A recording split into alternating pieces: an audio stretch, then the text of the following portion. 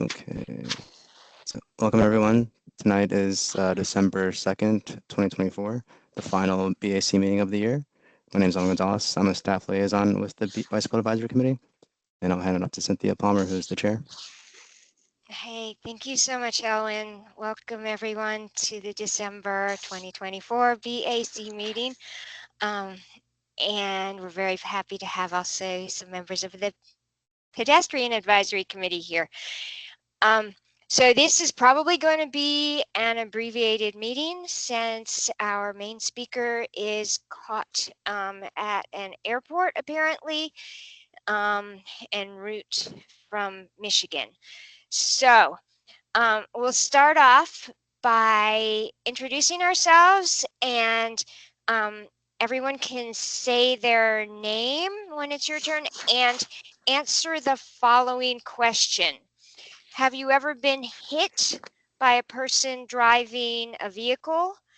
And or do you have a personal connection to someone who was hit while walking or biking or scooting? Feel free to elaborate. And I'll start off with someone who is not able to make this meeting tonight because, well, two of our members, Eric Goodman and Aaron, are at the Neighborhood Complete Streets commission meeting at this very same time. So, but Eric wrote in that and asked that I said I could share that he's been hit 3 times as a pedestrian and 1 time on his bicycle. And 1 time he did on his bike, he hit a car when that car stopped quickly in front of him. And he always reported these crashes to the police. So, and for me, my name is Cynthia Palmer, and I know many people who have been hit by vehicles while they were out walking or riding their bicycles. And I will just mention 2 of the more significant incidents. One, it was my grandmother who was hit by a bus and also by a taxi in a second incident, and she did not survive that second incident. And another was maybe 10 days or 2 weeks ago. I mentioned to my director at work that I was working on road safety that evening and thus not available for something for work. And she thanked me and said one of her very closest friends was just hit and killed by an ambulance coming home from a job. So, so anyway, those are 2 incidents. And we can go around and say if we've been hit or know someone who has been hit and what's your name. So we'll start with Colin. He's at the top of the list here. Colin Nangle. Yeah, hi everyone. Yep, Colin Engel is my name, and I haven't had a ton of I've never been hit by a car, fortunately, and I haven't had a ton of friends get hit, but my friend's dad did get hit growing up. It was a rural road, so no bike lane or any sort of bike infrastructure, but it was like sort of low traffic. But it did knock him unconscious, and he was in the hospital for quite a long time. So it is something that scares me, and you see a lot of these things in the news. So it's definitely something I think about whenever I go on a bike ride. Thank you. Dana Bress. Actually, I've managed to dodge the bullet. Many have tried, few have achieved the success. Good job, Dana. Elwin. Hey everybody. Luckily, same for me. I've been pretty fortunate to not been hit by a car while on my bike. Had several near misses, but most of them, occurred at night. But luckily, so far I haven't been hit by a car. I did almost get hit by a car while driving. I mean, sorry, by walking. I was walking down Glebe, crossing through a signalized intersection. Someone was coming off the off ramp from I-66 and weren't paying attention to both sides of the street, weren't looking for pedestrians, and even though they had a red light, they tried to do a right turn on red, which almost hit me. And luckily, they caught me. They saw me at the last minute and stopped the car. But that was a pretty terrifying moment. Yeah. Thank you. I'm glad you're okay. Jillian.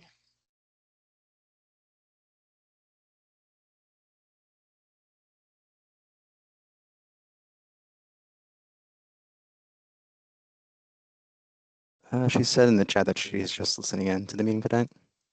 Oh, okay. All right, we'll skip over Jillian for now.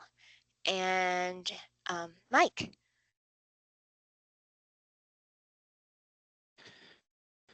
Yeah, hey everybody. Yeah, I've been. I think like most people, the most dangerous cars are the ones that are stopped, just starting, or just about to stop. So I've been doored. I've been, had somebody who decided they're going to park at the curb while I was riding past and just took me out. I was in a sling for a few weeks with that one. And then this few months ago, I ran into a car. Completely not the car's fault. Just stopped at a stop sign, and I came over a hill and just smacked into the back of her.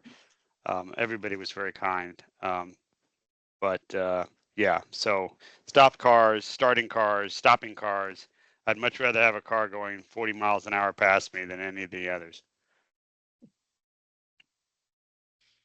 All right, I'm glad you lived to tell the tales. Lauren. Hi, this is, let me get my camera on too. This is Lauren Hassel, Bike Arlington. And luckily I've never been hit, but I've had some near misses and I've definitely been advocating on behalf of many I know who have been hit of all ages. So I appreciate the opportunity to do my part in this role, and thanks for all you guys are doing. Thank you. Leslie.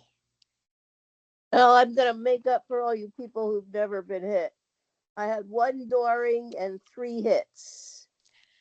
And they're all places, or yes, 3 of them have been places that have since been improved by putting in new bicycle infrastructure. Because the dooring was like on Wilson before there was a bike lane there, or Fairfax or whatever, I don't remember the name. And so that would be good.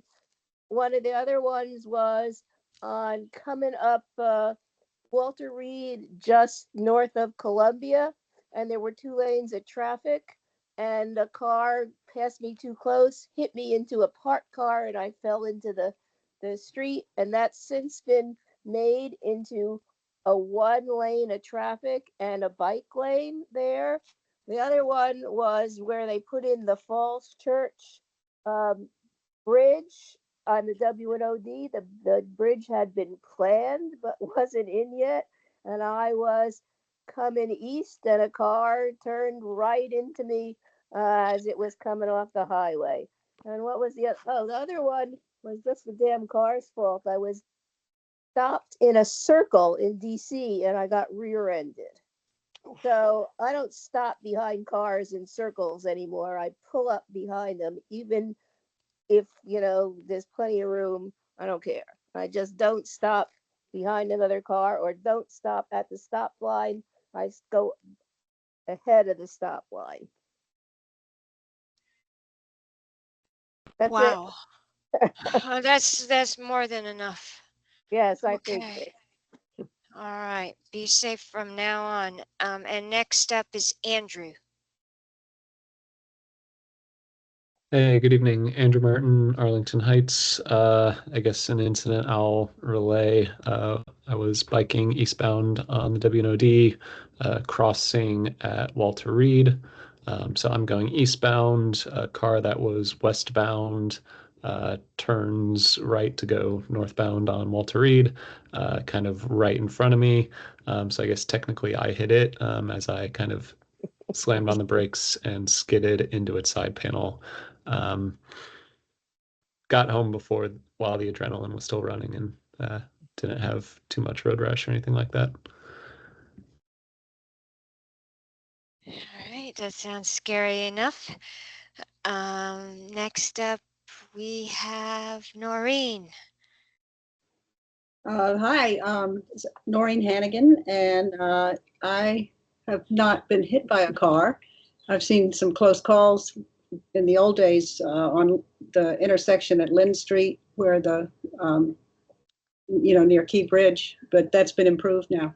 But I do have I don't know if this counts, but a friend of mine was walking out from the metro station and was hit real hard by a woman who was on a scooter and knocked my friend down, broke her arm, cracked a rib, and the lady said, "Oh, I'm sorry, I didn't know how to make it stop." So anyway, apparently the scooter company sent her a warning that if it happened again, she wouldn't be able to rent a scooter again or something like that. But anyway, so my friend was laid up pretty bad for a few days or a few weeks. This sounds quite miserable. I have never tried a scooter and I don't plan to. We have Pam up next. Hi, Pam Van Hine with the Pedestrian Advisory Committee, live in Aurora Highlands, a few blocks from Dana. I have fortunately never been hit. I've had a lot of close calls. Hearing about some of your stories, Cynthia, I did have a friend who was hit by a taxi in New York, and we all may recall that Dave Goodman was doored very badly outside of the county building a few years ago. Yeah. Next up we have Randy. Well, I've been riding long enough. When I was about 12, I was out delivering my newspapers on my paper route in the dark, in the snow, and there was ice under the snow. And I fell on a hill, and as I was trying to drag my bike off to the side, which wasn't easy to do, a car came along, a young driver who had sped up so he could get up the hill, and he hit me. I was wearing heavy clothes, and I just went flying back and skidding along the ice, and went back and got my bicycle and rode home. And so that was the first time, and that was before most of you were born. So then, not too long ago, well, no, this was still a long time ago, like 40 years ago. I was coming around Lincoln Memorial Circle, and the Park Service, in its wisdom, had changed the circle from a normal counterclockwise flow to the system that they have today, where there is two-way traffic on one side. And to prepare everybody for that, they had painted a double line in the middle. And that's all they had done. So I came across the double line intending to change lanes and go around the circle. And there was a taxi cab. Bam. I spent a month in GW Hospital for that one. And I've had many friends hit, and at least one killed that I remember very well. She was on a rural road and decided to turn left into a driveway, and a car came over the hill and smacked her.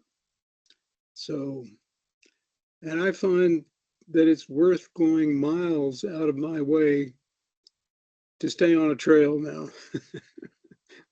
I just hate riding with cars anymore. Thank you. Wow, I think you win for most terrifying stories. Thank heavens you are okay now. Thank you for sharing. And next up, we have Steve O. Hi, my name's Steve Buffett. I live near Courthouse. I'm on the Bicycle Advisory Committee.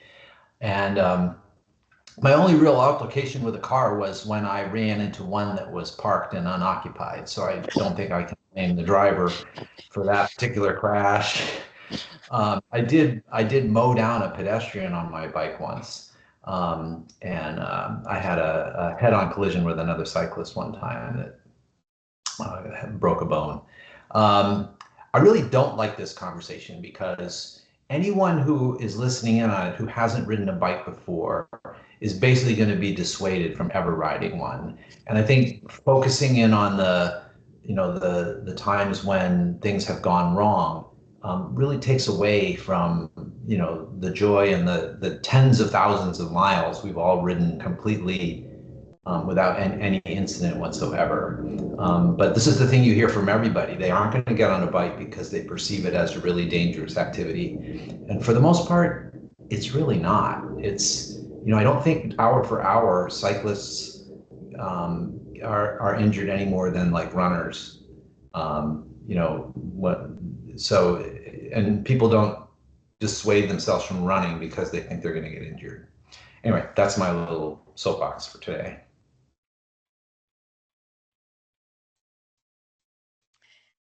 Okay.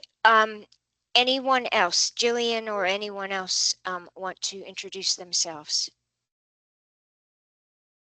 I should have said I haven't crashed in this century. Good. I can't come on camera, but I can just say I second Steve that I don't love this conversation. I think and I hope no one is taking from this conversation that I mean, sometimes you're at fault, sometimes you're not at fault, but just the fact of being hit or not being hit doesn't mean that you are a bad cyclist or walker or a good cyclist or walker. And to the anecdotal story about the person on the scooter, my kid's worst bike crash is actually because of someone walking on the trail and being irresponsible. So, I think that there's lots of anecdotes out there, but we know the statistics. We know that in my kid's case, the irresponsible walker led to some road rash and some tears, but luckily nothing more, whereas an irresponsible driver can be so much worse. And there's statistics behind that, not anecdotes. All right, thank you. Anyone else would like to introduce themselves? Okay. The reason that we chose this topic was one, it as much as we don't like how people read into these issues, fear of crashes is very, very real. And most all of us have either been part of them or have lost significant others or friends, or know people who have been hurt. And so I don't think it's a topic that we should shy away from. And the rest of this meeting is about how to make vehicles safer, roads safer, how to make it, minimize or eliminate, hopefully, the crashes that do happen.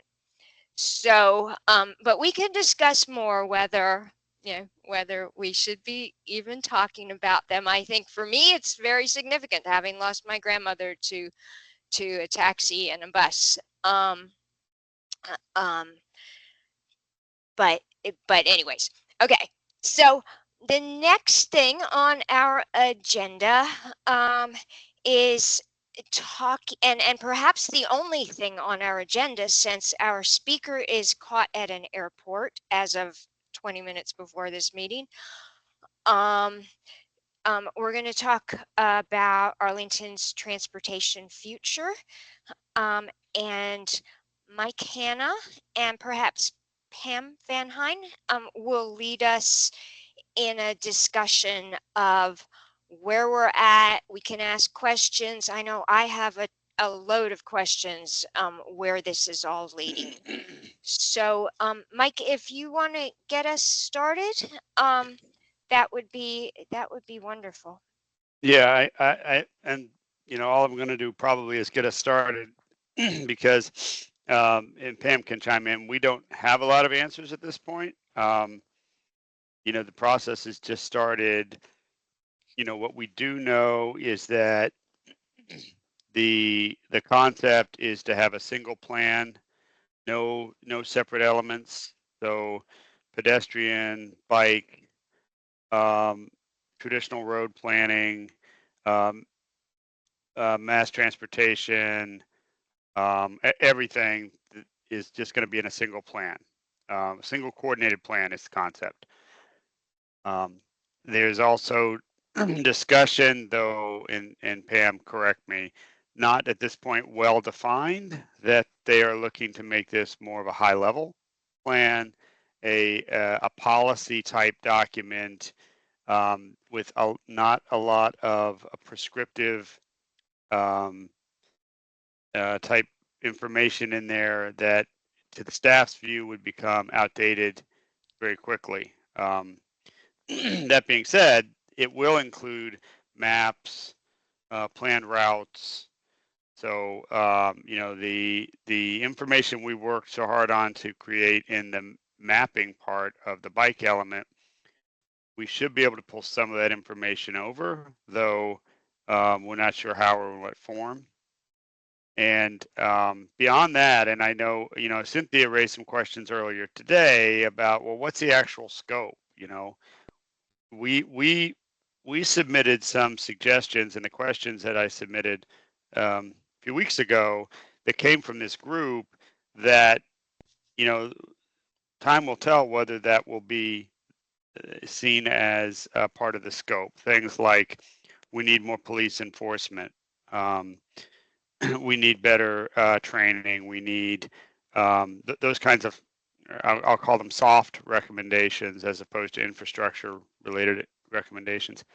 And I don't know, and Pam chime in, I don't know that we've heard enough to say what's going to be in and what's not going to be in. Yeah, I totally agree with Mike so far. And I'll point out that Jillian is also online and she is on the advisory committee as well. And she may have some insight that perhaps we don't have. Yeah. We are waiting for the next meeting, which is going to be next Wednesday. I will say that the PAC, which normally would have been meeting then, has postponed our meeting until the following week, probably on Monday, and we should have better information then. And I welcome everybody to come to that meeting, and I'll certainly share what we learned at that time. We're still at a very high level, and it's over time, it's going to get down to more specifics. We don't know how specific things are going to be, and as I mentioned before, the BAC has a very different situation with their element than the pedestrian element. We are actually thrilled that the pedestrian element is going to be reviewed and most of it will be changed. But in your case, the bicycle element is wonderful. It's new and is filled with so many wonderful things. Yeah, of course you want to keep most of that in there. And Jillian, do you have things to add? Yeah, so I'm the alternate because rep for the Fiscal Affairs Advisory Commission, and we did the homework, the questions that I'm pretty sure BAC did last month. There were like 4 questions, basically like what does the committee or commission want to see in the updated plan, like how do we use it now, what do we want to see in the updated plan, what do we think works in our transportation network now and what doesn't. And so from FAC's perspective, that's actually what we've been focused on. And FAC is the commission that reviews the budget, and we review the budget in the context of the strategic plan. So we're often weighing different parts of, we're weighing like mental health services for youth against repaving. And, these things are not the same and hard to weigh against each other. And so having clear metrics and goals in the strategic plan really helps what we do, because we can say, okay, there's this, like, for example, the money to electrify the buses. It's like, where does that tie back to the comp plan? Where is that in the comp plan? Is that a high priority? Is that, does that make sense? Does the investment make sense given where that falls into the county's priorities overall? And so that's what we're hoping to see the new transportation plan do. And it's actually interesting because the bike element in a way was great, but in another way, it really didn't work because it didn't weigh any of the things it wanted to encourage bicycling against anything else. And what we've seen on the ground is that actually, there's some problems in that the bike element, like, for example, the bike element being ignored when certain projects are done because there's a conflict between two projects, and there's sort of no way within the master transportation plan to resolve the conflict. So, for example, adding bulb outs. Adding bulb outs are great, but it precludes adding protected bike lanes in some cases, or it makes it so that the protected bike lane itself has to be not protected or not well protected for a stretch of distance. And that's, those things aren't weighed against each other in the current plan. And fiscally, it's a similar thing where things are not weighed against each other. So that's what our engagement has been, just a little peek behind the curtain of what FAC has been talking about, and also about the importance for making sure our roads serve all users. Right now, there are so many roads in the county that don't serve people walking and biking well, and particularly biking, and how you need a network to make it worthwhile. Like, building a couple protected bike lanes is not the best investment if you're not going to have a full network of protected bike lanes. Because if the network isn't complete, then the people who won't bike unless there's a protected bike lane still aren't going to bike because they can't get through their entire route on safe infrastructure. So,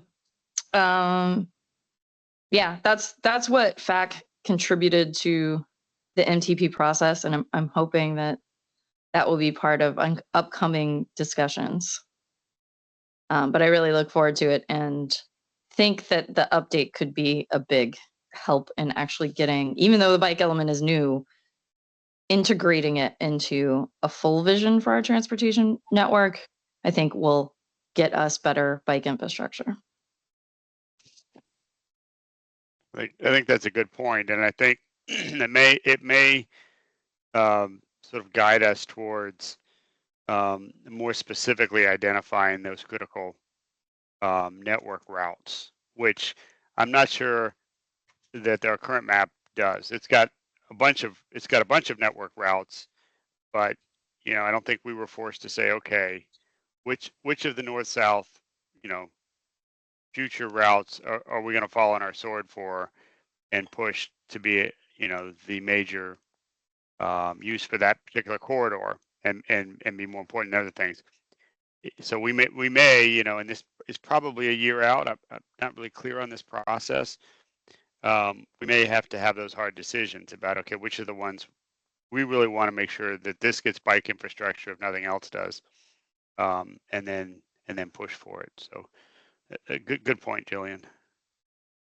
I think that's right, and I think sometimes it's just gaps in what's already there. So we did this. We talked about this with the Langston Boulevard plan, how 22nd Street and 26th Street are actually pretty nice parallel routes to Langston, and Cherry Hill Road provides a further eastbound route that basically connects, through Cherrydale to the bike trail.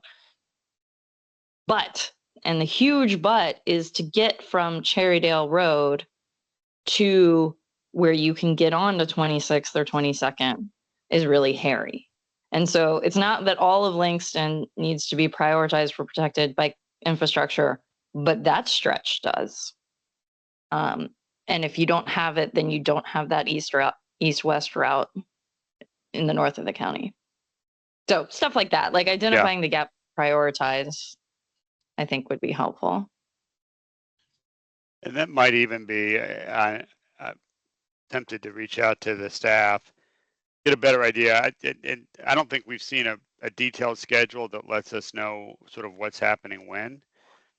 But if we could get that, I'm wondering if we could come up with some sort of process internal to the BAC, and whether that's a series of, being on the agenda of this meeting or setting aside another subcommittee to really work on that mapping. Take the map we've got in the bike element and kind of circle the ones that, okay, these are the critical ones that we need to fight for, and could be done. Hopefully it can all be done in some sort of harmony with the other needs of the county. But so I'll put that on my action item to reach out to staff and see if I can get some more clarity on timing.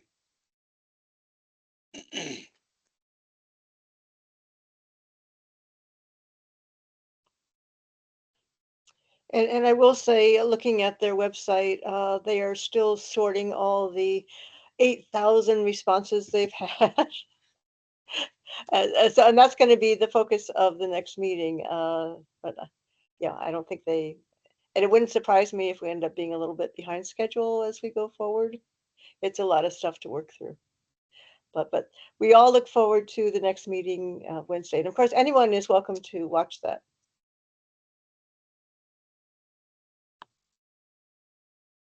Any other thoughts from the group, just in general, about what we need as a bike committee need to be really careful, either gets re-included, or maybe something we've not had in either the bike element or the transportation plan so far that we think really needs to be brought up. We have a lot of good issues, but what are the ones that we think are really key?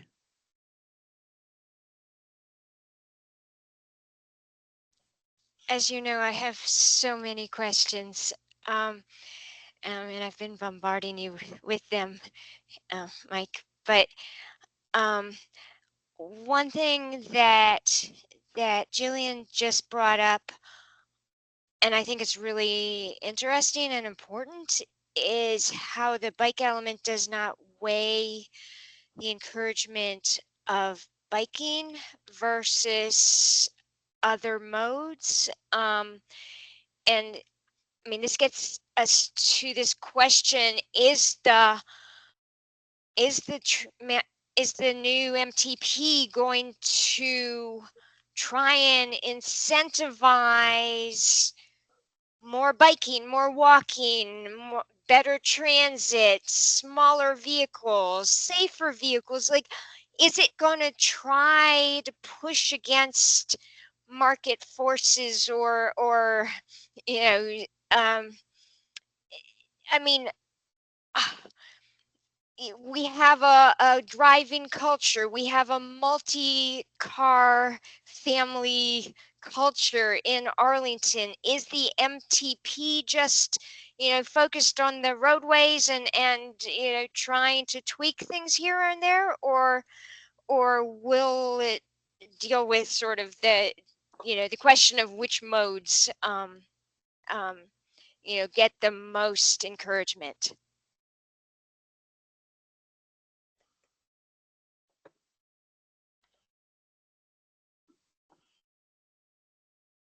Hey, Mike. Dana. Yeah, Dana. It sounds to me like from what you said, that they also need to be discussing having their creating an implementation plan. Because if they create a plan, an MTP that doesn't actually describe how they're going to implement it, then it's going to be no more effective than what we've had in the past. Like, for example, this is where the cops come in and talk and describe how they're going to enforce. It's certainly not part of a master transportation plan, but it needs to be something that they, that that they're kind of held responsible for. Now granted, that's then going to push this thing out another 4 years.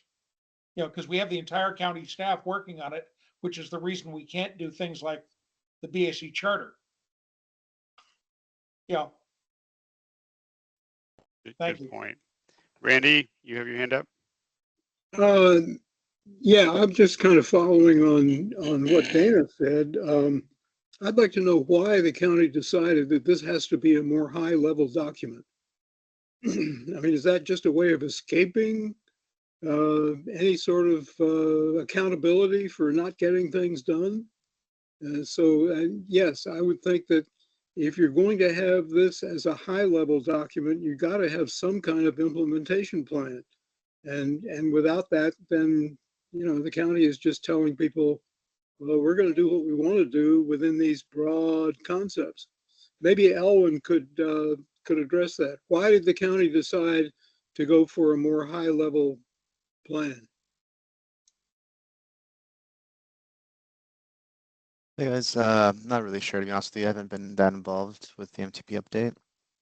I assume that they want to keep it high level to avoid the constraints like was mentioned earlier, avoid putting staff in the county in the corner on specific decision making. They want to have more like a better overall vision for how things should work in the future, so things aren't competing against each other. Like I think Jillian mentioned earlier. Do we want to prioritize transit or bike lanes on one street over another, or things like that? Yeah, and one of the reasons they gave was they feel like when they get too specific, it gets outdated too quickly. Whether it's a technology change, nobody anticipated, the scooters, last time things were updated. The bike planning a few years ago, we were trying to get bike lanes, right? And now, it's clear what we need is protected bike lanes, and our standards have gone up quite a bit. So I think what they would say was, well, yeah, we don't want to be stuck with either design parameters or specific technology solutions that might not be the best in 5 years. Noreen, I think you're the next one up. Yeah, I was just going to kind of echo what you were saying. I mean, drawing on my federal regulatory experience, it's better to have things be what they call performance-based and not set out a prescribed solution, but set out the goal, the result that you want, and then let people work out what the best solution is, rather than, like you say, prescribe it 5 years ahead of time and then have it be no longer applicable. All right. Jillian, hand back up. Yeah, I was just going to add. I was just going to add an example of Route 1. When the bike element, which isn't even that old, when it was drafted, we had no inkling that Route 1 might be brought down to grade, and so it's not in there at all. And that's actually been a big obstacle to getting VDOT to agree to stuff, because they're like, well, it's not in your comp plan, and your comp plan is very specific and shows like exactly where you want to protect your bike lane. Like, well, we didn't put it. We were very specific and didn't put it in there because we didn't fathom this actually happening.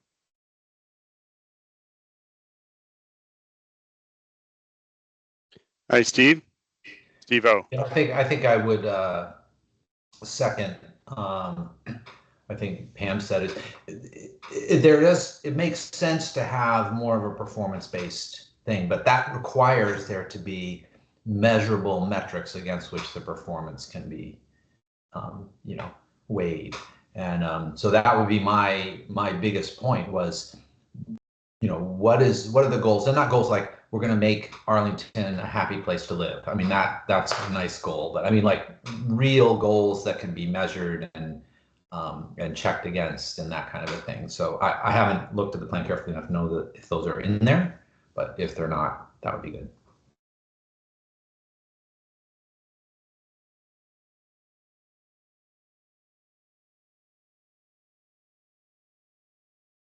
Okay.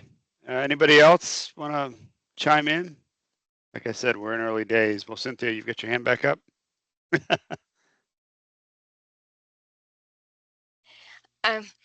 Yeah, so a couple of things. One, there are many ways that the MTP could provide guidance in a tech neutral way. I mean, even basic questions: should pedestrians and bikers have to press beg buttons? What is the policy on beg buttons?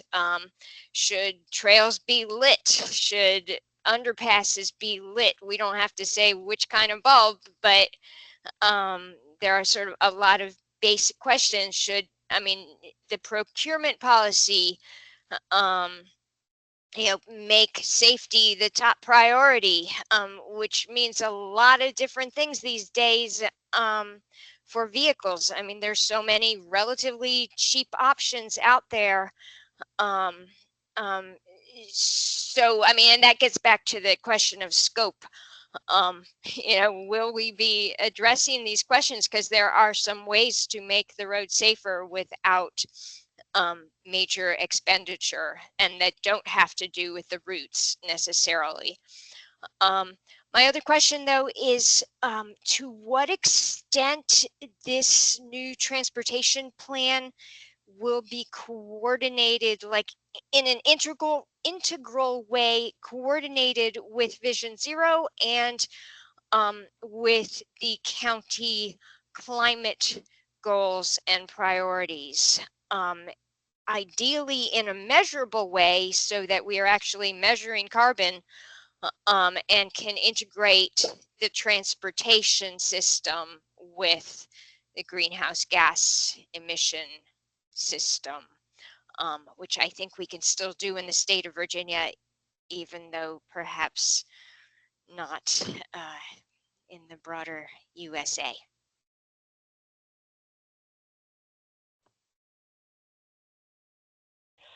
I'll say two things, Cynthia.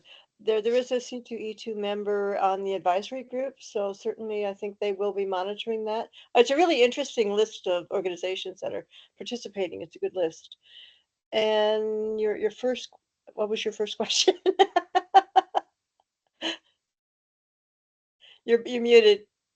There we go. She was asking about policy, beg buttons. Is there going to be a policy on beg buttons? As an example, Yeah. that kind of. Just Yeah. technology neutral things.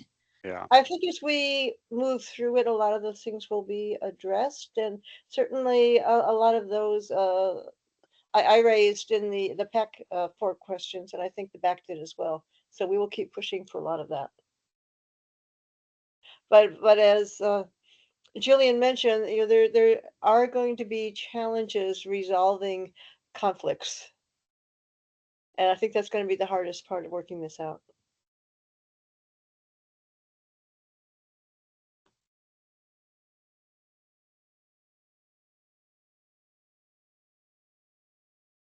Well, thank you very, very much.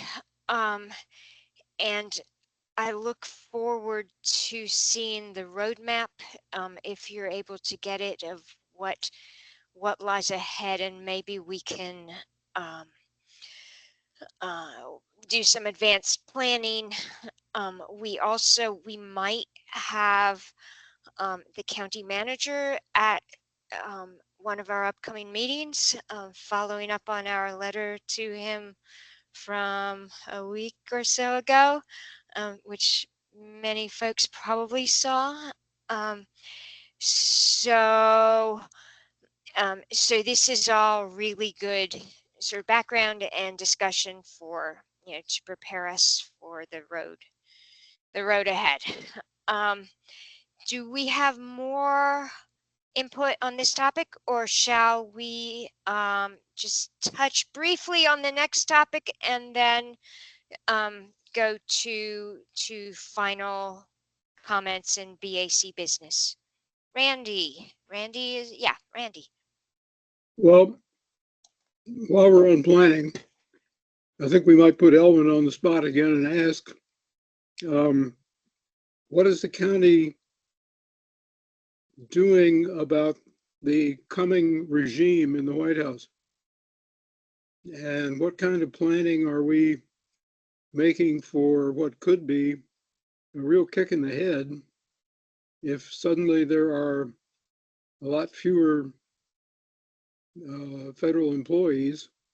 And of course, everybody says, oh, I'm going to reduce the size of the federal government, and they end up not doing it. But this time might be different. So I'm wondering what the county is doing at this point. Yeah, it's still pretty early days. I'm not sure if there's been any discussion about that.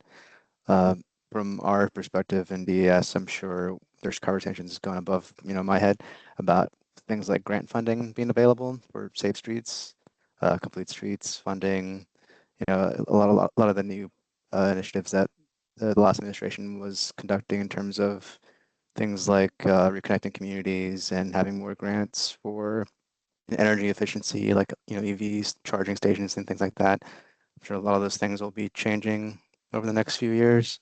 But yeah, like it's still so early to start asking what's going to happen next. I will suggest that y'all maybe reach out to elected officials, not just at the local level, but the state level. Continue doing the great work that y'all are working on, and continue the momentum that we've been doing for the past few years. And there's so many things that we do here locally and at the state level that that the feds don't support or financially support us. So yeah, regardless of how you feel about the election, like don't think that it's all like over and doom and gloom. Like there's still hope and things to work on. There's still plenty of things to do. That's all I'll say.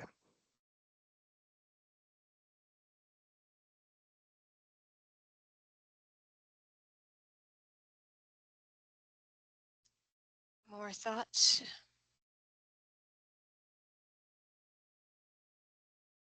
Last night I read an abridged version of Project 2025. And Randy, I think it was a very good question that you asked.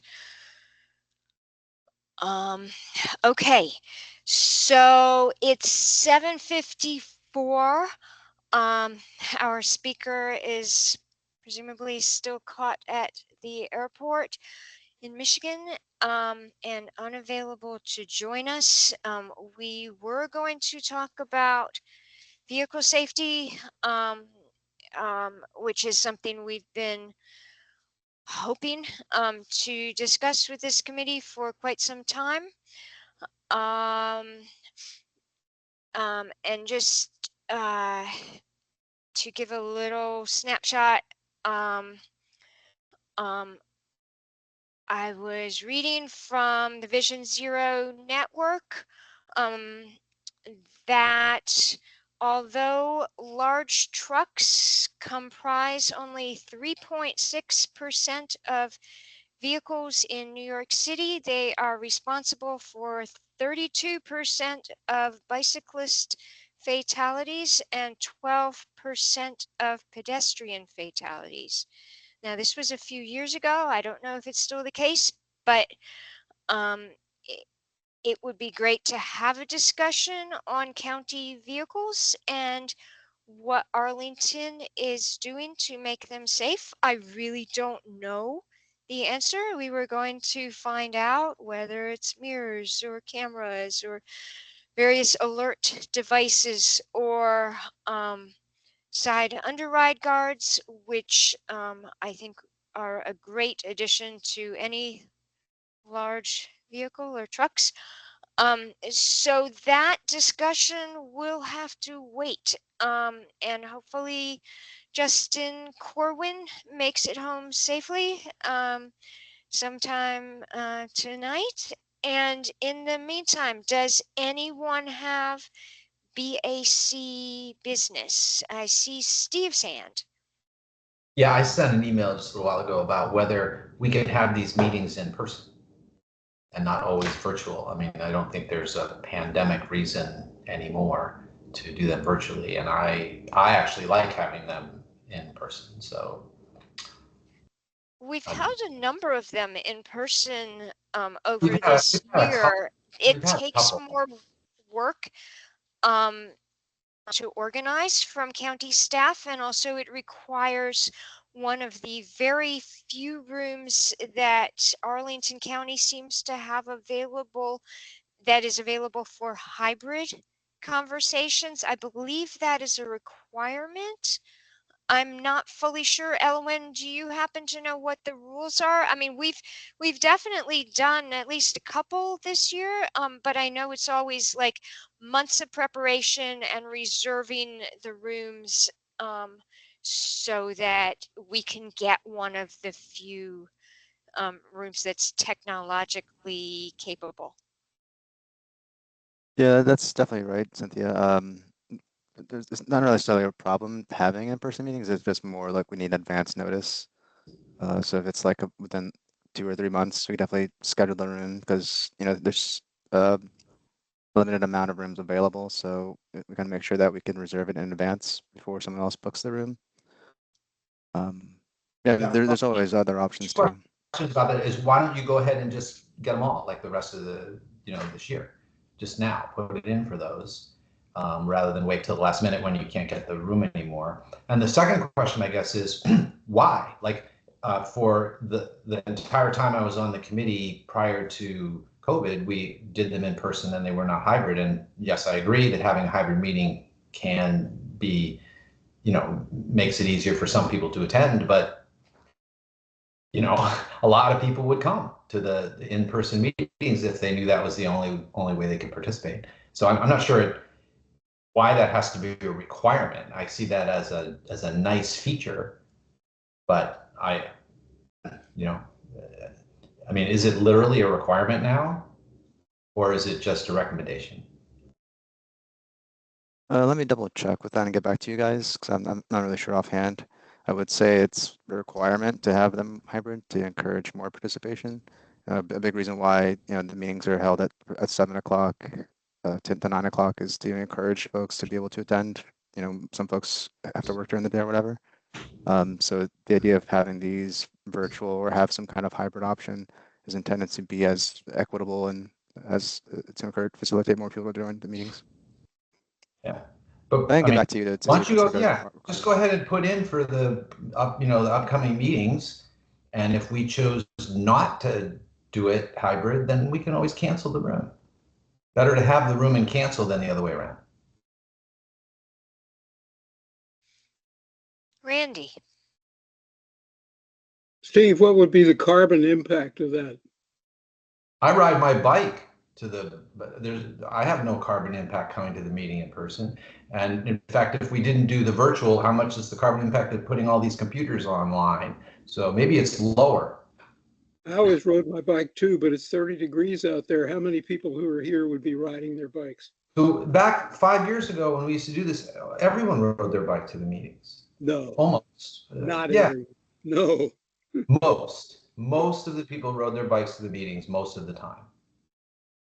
That was my experience. And if they shouldn't, they should have. So anyway,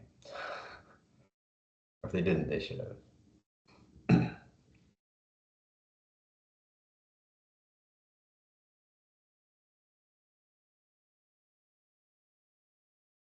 More thoughts, anyone? All right. In terms of BAC business and announcements, I haven't hardly studied the calendar for next year. I'm trying to get through this month, this year. But I do know that VDOT, Virginia Department of Transportation, will be joining us at the very beginning of February. Pam, do you remember which date it is? It's like the 2nd or something, whatever that Monday is.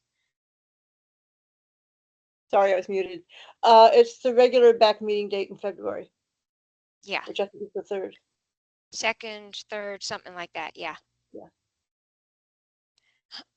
So that will be a very important meeting, and we will have a lot of documents, I believe, to review in the couple of weeks before that meeting.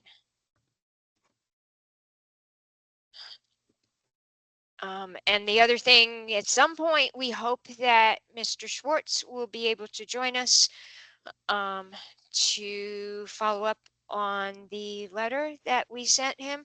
We also hope that we can reschedule with tonight's speaker to talk about vehicle safety and particularly side underride guards. Does anyone else have issues, announcements, etc.? Yeah, just to piggyback what you just said about the side underwrite guard conversation. You mentioned that you could attend the January meeting if y'all are able to accommodate. So I could Yes, add that to the agenda please. for January. Thank you.